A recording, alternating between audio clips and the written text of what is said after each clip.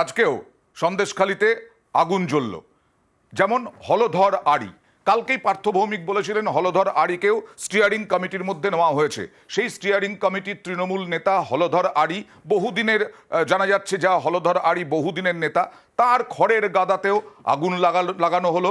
তৃণমূলের যুগ্ম আহ্বায়ক বেড়মজুরের তৃণমূল নেতার খড়ের গাদায় আগুন, এবং এখনো পর্যন্ত যা জানা যাচ্ছে বারবার করে পুলিশ স্থানীয় বাসিন্দাদেরকে শান্তি ফিরিয়ে আনার জন্য আবেদন করছে, কিন্তু এখনো কোনো জায়গায় হামলা, কোনো জায়গায় খড়ের গাদায় আগুন এইভাবে লাগানো হচ্ছে।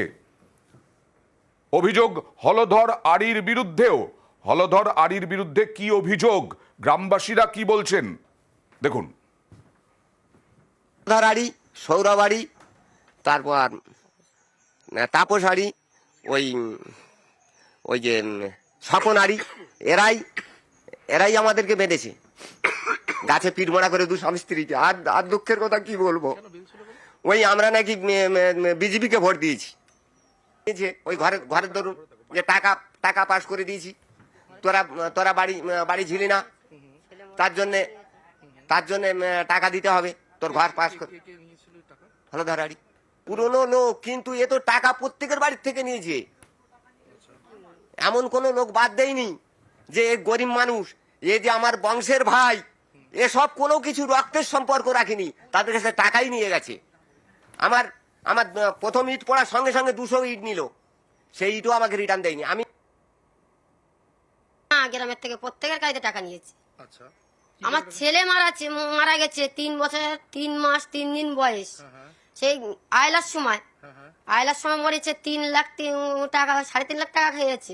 ভিডিওর বোর্ড এসে দিয়ে গেছে আমাকে, ভিডিওর বোর্ড এসে যদি দিয়ে যায়, ভিডিও ক্যামেরায় যদি হয়ে যায়, খবরের কাগজ যদি দিয়ে যায়, তাহলে সে টাকা পাওয়া যায় না। আয়লার মরতে সে টাকাটাও পর্যন্ত ও খেয়ে নিচ্ছে। হলধর আড়ির বিরুদ্ধেও টাকা খেয়ে নেওয়ার বিপুল অভিযোগ করলেন এই দুজন, কিন্তু হলধর আড়ি অবশ্য এর মধ্যে চক্রান্তের গন্ধ দেখছেন বিরোধী দলের, বিশেষ করে বিজেপির।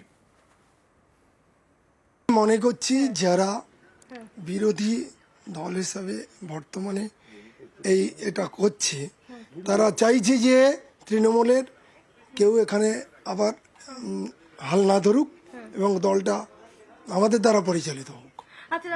আমাকে কি বললাম, রাজনৈতিকভাবে এটাকে যাতে আমি না এই দলের হাল ধরতে পারি, সেই জন্য হয়তো মানে আমাকে ভয় দেখানো বা রেখে দেওয়ার জন্য এই কাজ হয়তো করতে পারে।